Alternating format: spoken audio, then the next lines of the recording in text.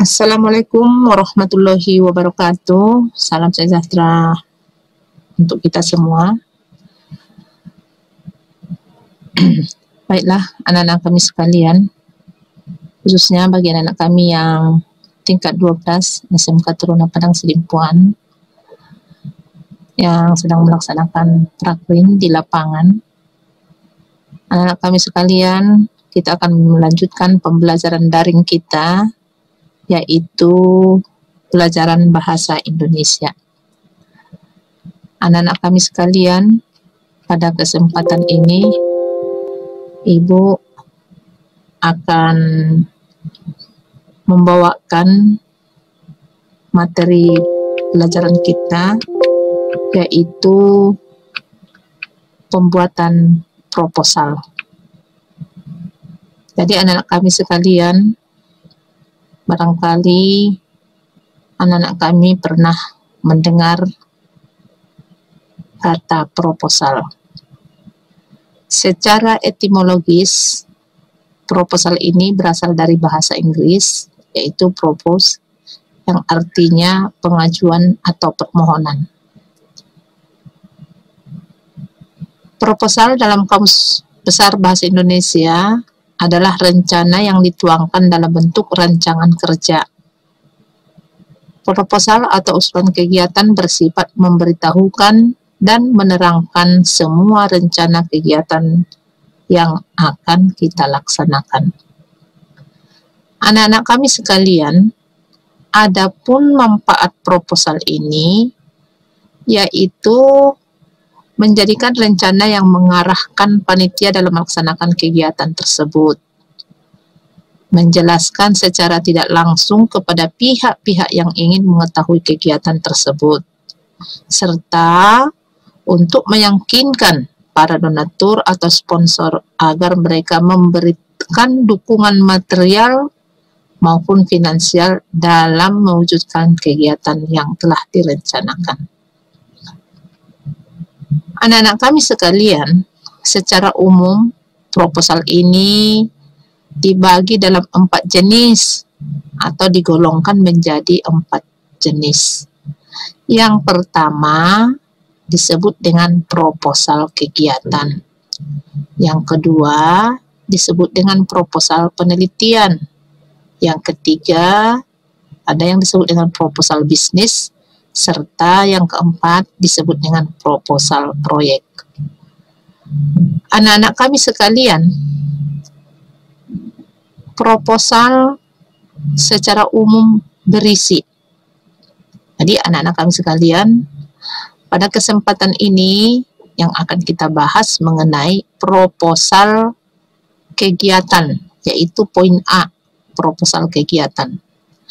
Anak-anak kami sekalian, barangkali kita akan melakukan sebuah kegiatan. Misalnya kegiatan peringatan hari-hari besar agama yang dilaksanakan di lingkungan tempat tinggal kita. Kemudian ada proposal kegiatan peringatan HUT RI misalnya, serta kegiatan-kegiatan yang lainnya. Misalnya ada kegiatan gerakan Jumat bersih, barangkali ada kegiatan pembangunan fasilitas umum.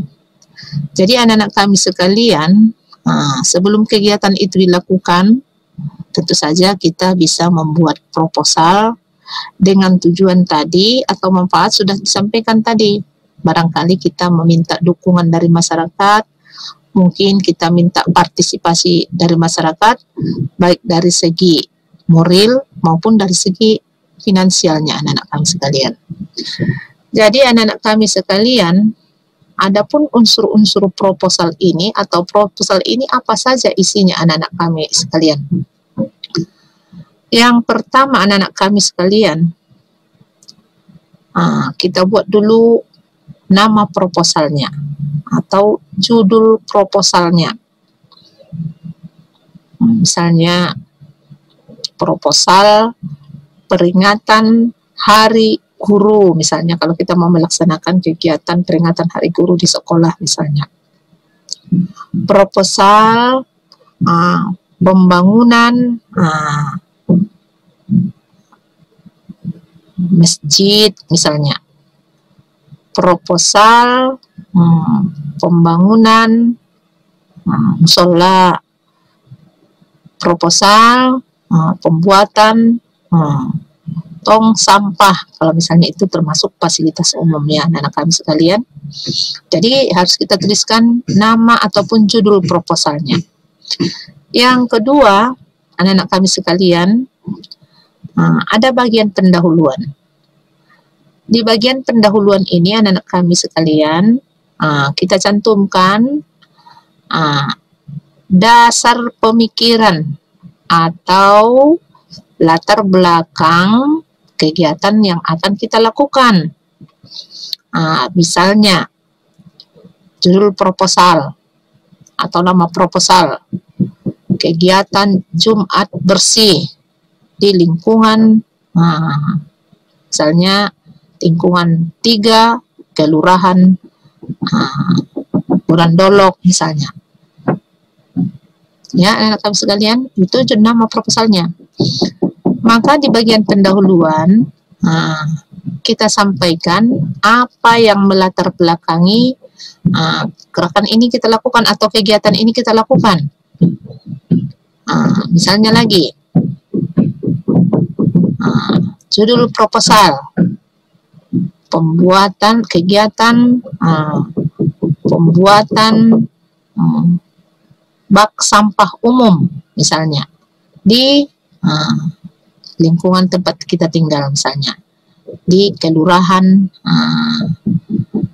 Bonandolok misalnya.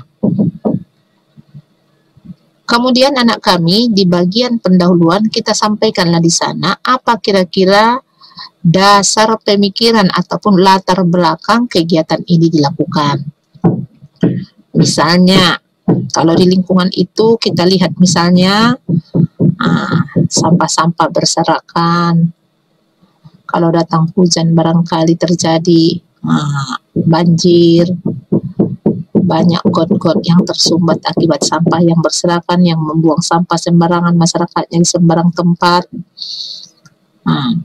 Itulah sebabnya kita mau melakukan kegiatan, misalnya gerakan Jumat bersih, atau misalnya kegiatan pembuatan bak sampah umum misalnya, anak kami sekalian. Jadi itulah yang melatar belakangi kegiatan ini kita lakukan. Kemudian anak-anak kami yang ketiga, di dalam proposal itu juga kita tuliskan apa tujuan kegiatan ini kita lakukan. Tujuan kegiatan misalnya tadi gerakan Jumat bersih. Tujuannya untuk menciptakan lingkungan yang bersih. Jadi berbeda anak kami latar belakang dengan tujuan. Jadi tujuannya apa? Harus kita cantumkan di dalam penulisan proposal. Kemudian anak-anak kami sekalian, isi yang keempat itu adalah bentuk ataupun jenis kegiatan. Jadi di dalam penulisan proposal anak-anak kami sekalian, khususnya proposal kegiatan, harus kita cantumkan bentuk ataupun jenis kegiatan yang akan kita laksanakan. Kalau misalnya judul proposalnya itu misalnya peringatan hari ulang tahun kemerdekaan Republik Indonesia yang ke misalnya 75, maka dalam rangka kegiatan tersebut apa saja kegiatan yang akan kita lakukan, apa jenis kegiatannya. Jadi anak-anak kami sekalian, misalnya ada pertandingan lomba karung misalnya. Kemudian ada tarik tambang. Mungkin ada pentas seni. Jadi anak-anak kami sekalian harus kita cantumkan di dalam bentuk-bentuk ataupun jenis-jenis kegiatan yang akan dilakukan. Jadi anak-anak kami sekalian harus jelas disampaikan di dalam penulisan proposal. Yang 5, anak-anak kami sekalian, dalam proposal ini juga harus kita cantumkan pelaksanaan kegiatan. Kapan kegiatan dilaksanakan? Itu menyangkut jadwal kegiatan, tempat kegiatan dilakukan atau dilaksanakan. Jadi anak-anak kami sekalian harus jelas pelaksanaan kegiatan itu kapan dilaksanakan. Itu bisa juga nanti jadwal kegiatan kita lampirkan dalam penulisan proposal. Kemudian anak-anak kami bagian yang ke-6, dalam penulisan proposal ini harus tentukan juga panitia kegiatan. Jadi panitia kegiatan atau susunan panitia. Sebuah kegiatan yang akan kita laksanakan supaya dia nanti berjalan dengan baik, tentu saja harus ada panitia kegiatan. Sekecil apapun kegiatan yang kita lakukan, harus ada panitia supaya ada yang bertanggung jawab di dalam pelaksanaan kegiatan tersebut. Mungkin ada yang disebut dengan ketua, ada wakil ketua, ada barangkali sekretaris, ada bendahara. Itulah sekecil-kecilnya panitia. Ada ketua, sekretaris, dan bendahara. Kalaupun kegiatannya itu agak besar anak-anak kami sekalian, mungkin ada yang namanya seksi, ada seksi-seksi, ada mungkin seksi humas, ada mungkin seksi keuangan, ada mungkin konsumsi. Jadi anak-anak kami sekalian, di dalam proposal ini harus kita tuliskan susunan panitia kegiatan. Jelas di anak-anak kami dituliskan dalam penulisan proposal ini. Walaupun kadangkala panitianya itu kita lampirkan, misalnya panitia terlampir gitu. Jadi supaya kegiatan itu bisa dilaksanakan dengan baik, berjalan dengan baik, ada pihak-pihak yang bertanggung jawab dalam pelaksanaan kegiatan ini, maka kita tuliskan di sana panitia kegiatan. Yang berikutnya anak-anak kami sekalian, yaitu peserta atau sasaran kegiatan yang akan kita laksanakan. Jadi peserta atau sasaran ini anak-anak kami berbeda dengan susunan panitia. Jadi siapa peserta kegiatan yang akan dilaksanakan itu? Pesertanya bisa saja masyarakat, bisa saja mungkin pesertanya para ibu-ibu, bisa saja pesertanya anak-anak, balita barangkali. Demikian juga dengan sasarannya. Siapa sasaran kegiatan yang akan dilakukan ini? Misalnya lagi nanti, misalnya ada penyantunan jompo. Tentu saja sasarannya adalah orang-orang tua atau yang tergolong dia sudah jompo. Kemudian anak-anak kami sekalian, yang ke-8 yang harus kita cantumkan dalam proposal ini adalah biaya atau dana.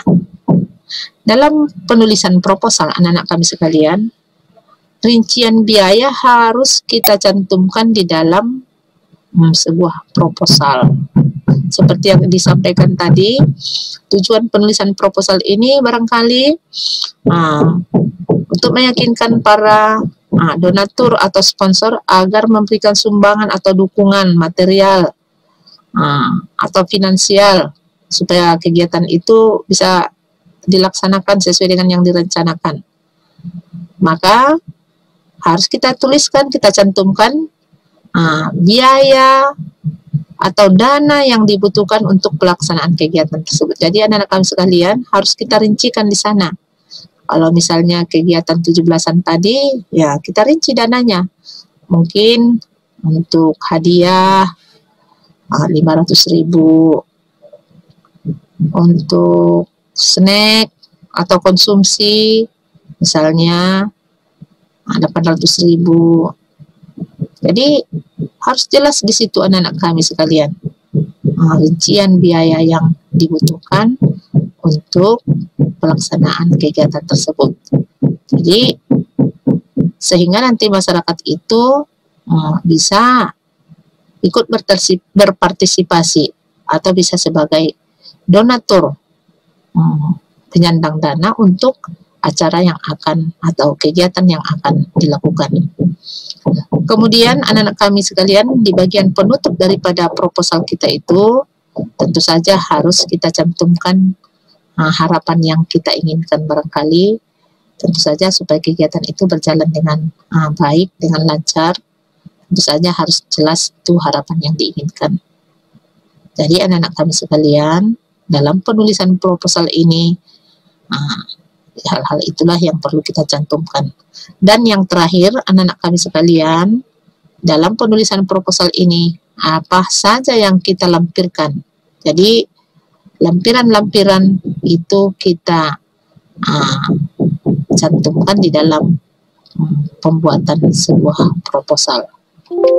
Jadi anak-anak kami sekalian, itulah unsur-unsur yang tercantum atau yang terdapat dalam sebuah proposal. Silakan anak-anak kami diperhatikan materi pembelajaran yang Ibu sampaikan ini. Kalau ada kira-kira yang kurang paham atau kurang mengerti, silakan anak-anak kami di chat ke nomor Ibu, barangkali bisa diperjelas lagi. Barangkali pada pertemuan kita kali ini itu saja dulu yang bisa Ibu sampaikan. Ibu sudahi dengan salam. Assalamualaikum warahmatullahi wabarakatuh.